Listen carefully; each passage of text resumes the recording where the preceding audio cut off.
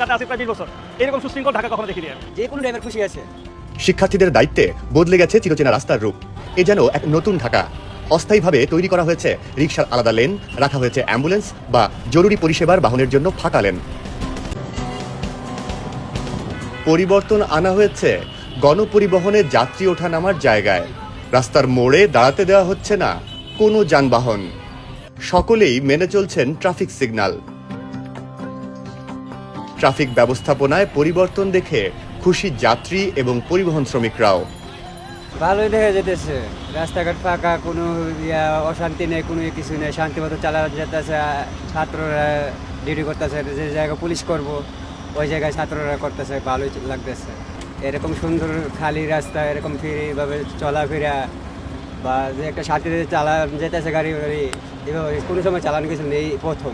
এরকম সুশৃঙ্খল ঢাকা আমি আমার বয়সে কখনো দেখিনি। আমি ঢাকাতে আছি প্রায় 20 বছর, এইরকম সুশৃঙ্খল ঢাকা কখনো দেখিনি আমি। এরা তো একদম সুশৃঙ্খলভাবে কাজ করতেছে, যার কারণে এদেরকে সবাই রেসপেক্ট করতেছে আর কি, যার কারণে সবাই নিয়ম মানতেছে। গতকাল থেকে রাস্তায় ট্রাফিক কন্ট্রোলের দায়িত্ব দেওয়া হয় আনসার ও গ্রাম প্রতিরক্ষা বাহিনীকে। তবে তাদের সাথে রাজধানীর বিভিন্ন পয়েন্টে ট্রাফিক কন্ট্রোলের দায়িত্ব পালন করতে দেখা যায় শিক্ষার্থী এবং বিভিন্ন স্বেচ্ছাসেবী সংগঠনকে।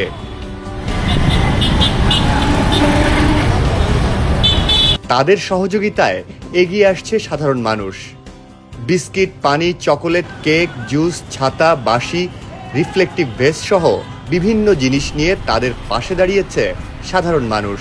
আমরা শুধু সাধারণ নাগরিক, আমরা ছাত্রদের সাথে একাত্মতা ঘোষণা করে আমরা তাদের এই কাজের সহানুভূতি হয়ে আমরা তাদের কিছু খেদমত করার চেষ্টা করতেছি। আমি ওনাদেরকে ছাতা দিলাম, কারণ ওনারা রোদে বৃষ্টিতে কষ্ট করে যে যানজট ক্লিয়ার করতেছে, এই কারণে মানে ওনাদের কষ্ট দেখে ছাতা গিফট করলাম আর কি।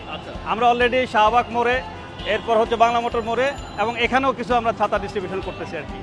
চেষ্টা করবো আরও কিছু জায়গায় ছাতা ডিস্ট্রিবিউশন করার জন্য, কারণ আমরা ওদের সাথে একটু মানে অংশীদারি হতে চাই আর কি, দেশের স্বার্থে। দেশের ট্রাফিক পরিস্থিতি ঠিকঠাক রাখার জন্য আমরা বেসিক্যালি হচ্ছে কাজ করতেছি।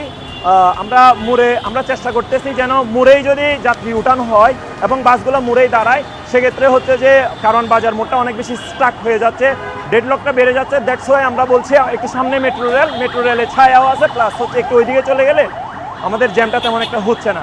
দ্যাটস ওয়াই আমরা চেষ্টা করতেছি হচ্ছে মোড়টাকে ফ্রি রাখার জন্য, যাতে হচ্ছে যাত্রীদেরকে আমরা বলছি সকাল থেকে যে আপনারা মেট্রো নিচে চলে যান, এবং আমরা গাড়িওয়ালা ভাইদেরকেও আমরা বলছি যে আপনারা মেট্রোর নিচে চলে যান। আর মানুষ, আমাদের দেশের মানুষ আসলেই নিয়ম কানুন মানে, এটা আমি একদম সকাল থেকে যে কাজ করতেছি আমি সরাসরি বুঝতে পেরেছি। কারণ আমরা যখন বলছি যে গাড়ি চলা অবস্থায় আপনারা রাস্তা পার হবেন না, যাত্রীরা কিন্তু সেটা মানছেন। আমাদেরকে ড্রাইভার ভাইয়েরাও ম্যাক্সিমাম সহায়তা করছেন, তারা যাত্রী তুলছেন না, মেট্রোর নিচ থেকে তুলছেন, যাত্রীরাও চলে যাচ্ছেন। এতে আমরাও খুবই আনন্দিত। আমরা আশা করছি যে আগামীর যে ভবিষ্যৎ বাংলাদেশ, যে বাংলাদেশটা মুক্ত, এখন স্বাধীন, আমরা বৈষম্য বিরোধী আন্দোলনের মধ্য দিয়ে যে বৈষম্য বিরোধী আন্দোলন স্বপ্নের বাংলাদেশ গড়তে চায়, সেটি আমরা গড়তে হয়তো সফল হব। আজকে যেভাবে আমরা হচ্ছে তরুণ ছাত্ররা পথ দেখাচ্ছে, সেভাবে যারা পরবর্তীতে সরকারিভাবে ডিউটিতে আসবে তারাও যদি সেভাবে করে, তাহলে আমাদের দেশে এই যে যানজট থাকবে না। আমরা যদি অনিয়ম থেকে বের হয়ে আসতে না পারি, দুর্নীতি থেকে বের হয়ে আসতে না পারি, তাহলে আজকে আমাদের যে ৩৬শে জুলাইয়ের বিজয়, এটাও ম্লান হবে। তারপরে হচ্ছে যে এই যে বড় বড় স্থাপনা, এগুলোও আমাদের জ্যাম থেকে মুক্ত করতে সাহায্য করবে না।